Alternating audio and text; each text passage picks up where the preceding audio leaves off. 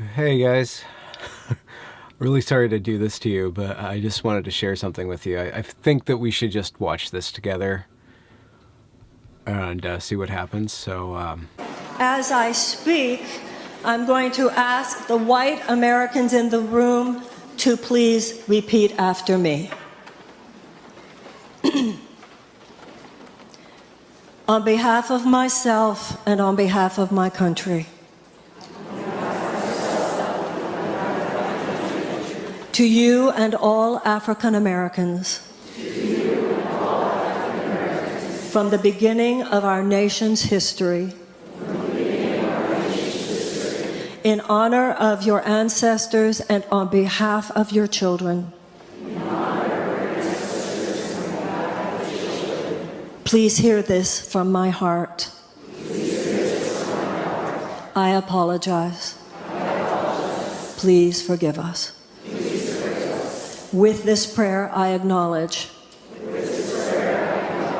the depth of the evils that have been perpetrated against Black people in America. okay, that's enough. I just wanted to point out, for one, that she says, with this prayer, who are they praying to? They're actually praying to the Black people that they have surrounded and put their hands on. Black people are the God now that is explicitly being worshipped in this video. And I know she meant prayer, probably that it was some sort of divine connection, but the whole prayer is addressed directly to a very specific identity. What does that say with where we're going with that section of society and the way that they're promoting identity politics, specifically the Democratic Party? Now, this is a Democratic hopeful or somebody who's running for president by means of the Democratic firing squad of debate time that they're doing right now. And her name is Marianne Williamson. And I actually poked around and I found a lot of really interesting things that, I think have validity in the way that she speaks and the way that she puts things together. But that prayer is over the top. Like, seriously, who does that? Where are we headed? And that's not the only thing that I wanted to share with you. Check this one out. This is the time to shake the table. This is the time to redefine that table.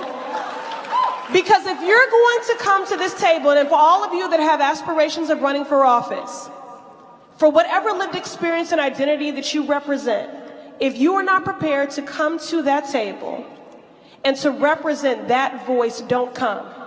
Because we don't need any more brown faces that don't want to be a brown voice. We don't need Black faces that don't want to be a Black voice. We don't need Muslims that don't want to be a Muslim voice. We don't need queers that don't want to be a queer voice.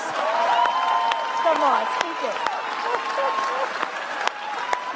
And if you're worried about being marginalized and stereotyped, please don't even show up. Because we need you to represent that voice. Okay, so one, I wanted to point out that the cheers of a political rally are basically the laugh track of politics. So we don't know exactly who is cheering and who actually believes this. It's just one of those mechanisms by which we gauge the popularity of this speaker in that particular moment. It is at least disturbing to me that people in the room are cheering along while she's saying, if you are afraid of being stereotyped, don't bother applying. Like, she's basically saying that we are looking for a bunch of stereotypes to run this table or to sit at this table, meaning a governing body that shapes policy going forward. And then that gets into the really, really, really disturbing thing about what does it mean to have a brown voice? What does it mean to have a queer voice? Well, just following the logic for myself, what does it mean to have a white male voice? It is basically to be the voice in everybody's head telling you that you're not good enough or telling you that I am better than you. That is not my voice. It's like they want us each to be a pixel, millions and millions and millions and millions of pixels that add up into an exceedingly low resolution image of the world. And furthermore, it cuts off the ability for people who are not Republicans to vote against the Republicans. Because if you see who is gaining power on the other side of the aisle from Trump, it's all these people who are just as bad as Trump, if not worse, depending on your politics. I don't know your politics, and I don't necessarily want to disagree or agree with your politics. I just want to say it's very certain that Trump is trolling it's very not so certain that these people are trolling. When they call you to start praying to a certain identity, when they call you with rousing evocation to cast aside your identity and merge yourself into this uber organism of very clearly delineated lanes that all must merge upon a future of justice, and in that merging somehow destroy all the other corruption in the world. I don't know exactly what their end game is, except to gain power in the moment, and maybe they're just pushing all the buttons to get that power going. I don't know. Maybe they are bad actors. I don't know. But I do think that they are playing a game where they're poking at these little nerves hidden deep within our psyches to get a certain sort of response. Everything, of course, is trying to get us to respond to it in a certain manner. Trump is trying to get people to get pissed off or to rally, right? That's his thing. It's a WWE maneuver. These people, they are using religious language. They're using civil rights language. So for me personally, I hold people who use religious language and civil rights language in higher degrees of suspicion than I do those people who employ the trollish, Trumpish forms of discourse. The trollish, Trumpish forms of discourse are more openly absurd, and so I can discount the emotions that they are evoking in me of ugliness, of reaction, of ridiculousness, and of demeaning meaning. That's what those things do. They demean meaning, whereas the people who are using this civil rights and religious language are trying to concentrate meaning in order for us all to converge on having the same form of meaning, of all holding the same things as sacred, as valuable. And then you ask, well, what are these people holding as sacred and as valuable? It's identity. And that is not something that I hold sacred and valuable. I think that it's completely immutable in one way and mutable in another. Immutable is in nobody chose to be the identity that they are, and mutable is in that identity is going to wash away. As soon as you start acting, you are going to supersede your identity with a personality. A personality is something of a much higher degree of interestingness and of action in the world than is an identity.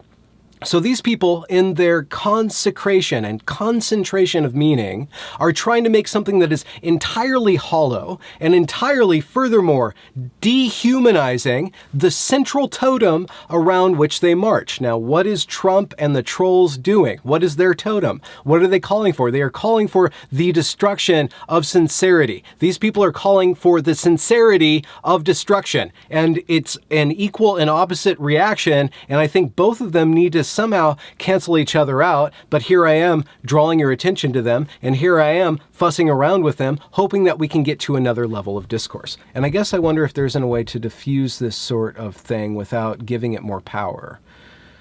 I mean, because of course, if I enter into discourse with this woman right here, she will automatically only ever see my whiteness and my maleness. So I'm never going to be a human to her. And then she's going to complain about all the dehumanizing behaviors of this impersonal systemic system that we have hanging over and lording over us. So maybe they use identity and the hollowness of identity as the only way to defeat the hollowness of that system that we've all inherited, and at the same time denigrate the systems that we've all inherited. While on the other end, we have Marianne using that system to hack into our consciousness, to hack into our buried way down deep. No matter how atheistic you are, you still have a religious substrate of engaging with the world. It's buried in your ancestors. People have been using that for thousands and thousands and thousands of years. It's very, very effective. Even if you don't believe in anything, that modality of belief will still hack into you. And what is the point of Marianne going about and doing that? Is it just for votes, or is it somehow to cause healing to occur? Well, I don't think worshiping at the idol of identity is going to create a healing landscape. It's going to turn a lot of people off, and it's going to make a lot of people very self-important. It's going to create a lot of worshipers who are weak-willed to begin with, and worshiping these people in the middle that gained that that middle by no act of their own, by simply inheriting a certain sort of phenotype, and then that will create systems where there will be no checks and balances because it's already mapped out for you who's the winner and who's the loser. And then around that system, people are going to be peeking in saying, you guys are kind of freaking weird. I don't want to have anything to do with you, or you're freaking offensive. I want to shut you down. So I don't think that the long-term gains that Marianne's let's pray to the black people modality is going to give rise to are going to be all that healing to end with or to begin with. And then at the other side, you have Trump and his whole rhetorical crew. So here's another week in weirdness of language and deployment of certain sorts of rhetorical forms. My name is Benjamin Boyce. Check the description for my newly released epic poem that is a form of rewriting the Bible. Speaking of religious language, I will be doing readings of that book so you guys can get a little feeling of what I'm trying to do when I start messing around with the mythological substrate of our consciousnesses. Have a good night.